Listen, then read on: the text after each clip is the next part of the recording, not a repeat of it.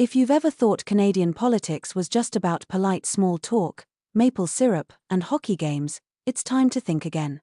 Because Saskatchewan Premier Scott Moe just brought the kind of drama to the national stage that makes a hockey brawl look like a disagreement over tea flavors. The scene was set in downtown Calgary, where a room full of oil executives nursed their drinks, expecting perhaps the usual political chatter. But what they got instead was a verbal thunderclap that would leave the room buzzing for days. It all started with Alberta Premier Danielle Smith delivering an optimistic and almost heartwarming speech about Canadian unity. She painted a picture of collaboration, imagining a future where Quebec finally embraces pipelines and joins other provinces in a cooperative push for shared prosperity. Her tone was hopeful, almost romantic, like someone convincing you that an ex who ghosted you 3 times has genuinely changed and wants to try again. It was a pitch for national togetherness, a feel-good, rally-the-country kind of vision. But Premier Moe wasn't having any of it.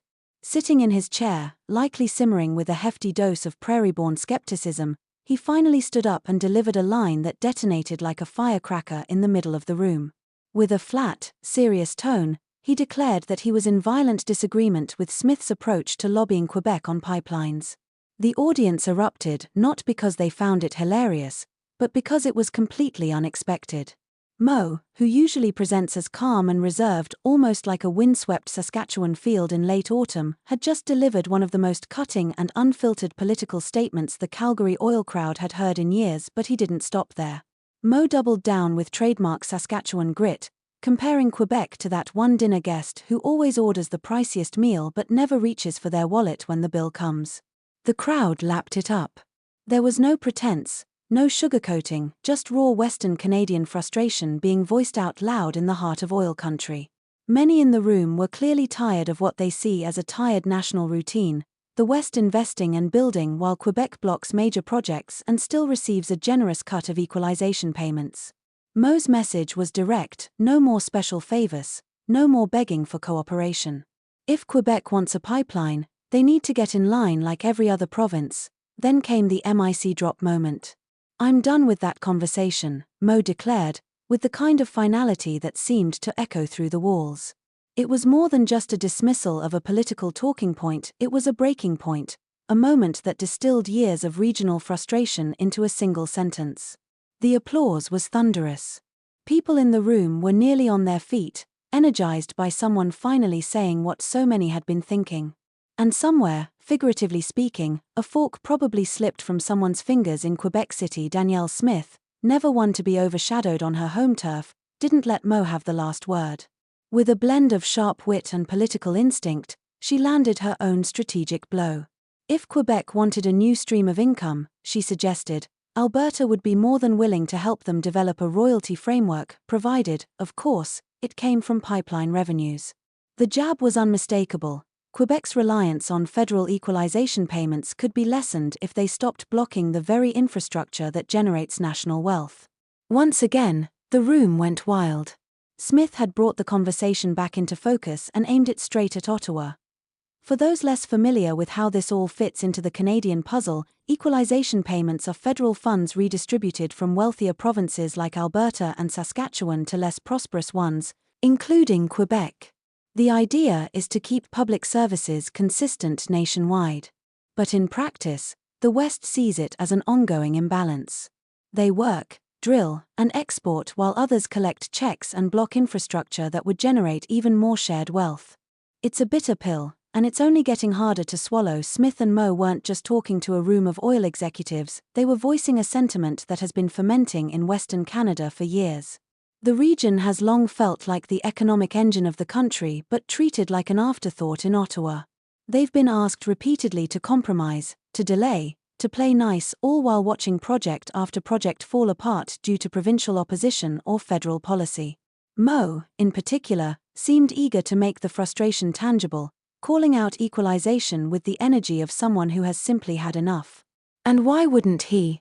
Saskatchewan has been sending money to Quebec while Quebec blocks the very pipelines that would make everyone richer, including themselves. It's like paying for your roommate's groceries while being locked out of the kitchen. Meanwhile, on the national stage, newly minted Prime Minister Mark Carney was attending his first G7 meeting. Seen by many as a departure from the performative leadership of his predecessor, Carney had already made some international waves by engaging more deeply in discussions around trade and security. This moment offered an opening for Smith to press her case further. She's been vocally opposed to several controversial federal policies, including emissions caps, the tanker ban, and mandates related to electric vehicles. To her, these policies aren't just misguided, they're investment killers, policies that claim to support the oil and gas industry while effectively kneecapping it. Smith isn't just playing defense. She's proposing a bold new approach to Canadian infrastructure and energy. She's talking about national corridors, not just for oil, but for rail, electricity, and even a vision to use the port of Churchill, Manitoba, to connect Canada to Arctic trade routes. It's a long-term, ambitious, nation-building strategy, one that sees Canada as an energy and trade powerhouse, not just a country trying to appease every province equally. But it all hinges on whether Carney is willing to engage with this vision or stick with what many in the West see as the same stale political script. What's clear is that Smith and Moe have found their audience. They've voiced a long-simmering frustration that now demands to be heard.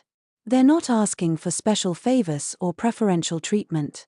They're asking for logical, fair, and forward-thinking policies that recognize the contributions and the realities of Western Canada.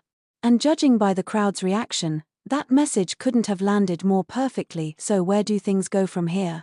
If Mark Carney is serious about governing with input from energy-savvy provinces, there could be a real turning point ahead in Canadian politics.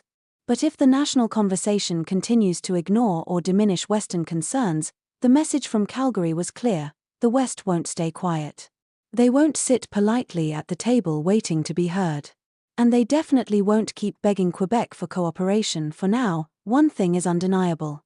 Scott Moe has turned Saskatchewan into the unexpected epicenter of Canadian political discussion, and Danielle Smith has reminded everyone why Alberta is still the engine that keeps Canada moving. This isn't just a political moment, it's a potential new chapter. And if the rest of the country is paying attention, they'll realize it's one they can't afford to ignore.